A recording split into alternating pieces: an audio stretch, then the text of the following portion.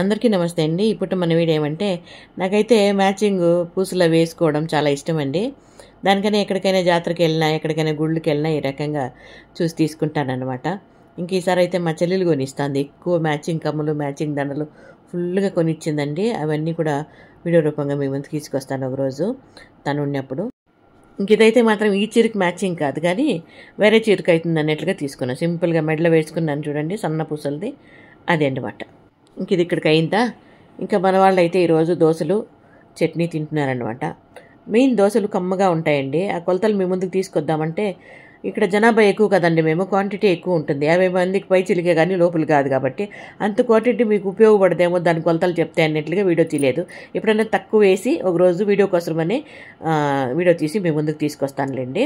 వంటల వీడియోలు కానివ్వండి, వంటకు సంబంధించి దాన్ని చేస్తే కూడా మనకు వ్యూస్ కూడా బాగానే వస్తున్నాయి కదా, కాబట్టి తప్పకుండా చేద్దాం. ఇంకా పెద్ద జంట ఈ రకంగా బుల్లెట్ కొనుక్కున్నారు అని చెప్పాను కదండి. ఇంకా బుల్లెట్ అయితే మా అమ్మ చూడాలని వస్తే మా అమ్మను పోజి అమ్మ ఫోటో తీసుకుంటా వీడియో తీసుకుంటాను అన్నట్లుగా వీడియో తీసుకున్నాను అనమాట.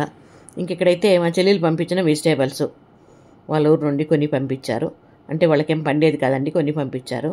వాళ్ళు రైతులే, కాకపోతే ఏమంటే వాళ్ళకి పండవు, వాళ్ళు రేషన్ పంట మేపుతారన్నమాట.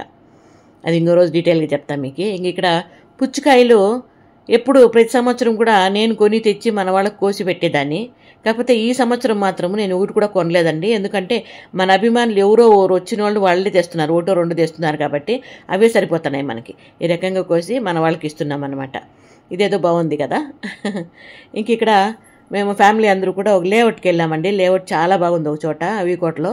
అక్కడికి వెళ్ళాము. అక్కడ పార్క్ లాగా బాగుంది అనిపిస్తే అక్కడ ఫోటోలు వీడియోలు తీసుకున్నాం. అక్కడ నేను డైరెక్ట్గా మాట్లాడినాను, కాకపోతే ఈవినింగ్ టైం కాబట్టి అదేదో పురుగు కుర్రని సౌండ్ చేస్తుంది, అది డిస్టర్బెన్స్గా ఉంటే మ్యూట్ చేసి ఈ రకంగా పెట్టాను. అక్కడ మా పెద్దమ్మాయి, మా అక్క, మనవరాండ్లు, మా చెల్లి అందరూ ఉన్నామన్నమాట. ఇంకా మా వారు, మా మరిది, మా అల్లుడు వాళ్ళంతా కూడా ఆ లేఅవుట్ వాళ్ళతో మాట్లాడుతున్నారు. ఇంక లేఅవుట్ వాళ్ళని టీ తెప్పించారు. మంచిగా టీ తాగేసి అక్కడ నుండి బయలుదేరేసాం. ఇది ఇప్పుడు మన చిన్న వీడియో నచ్చితే లైక్ చేయండి. ఓకేనా? Thank you so much.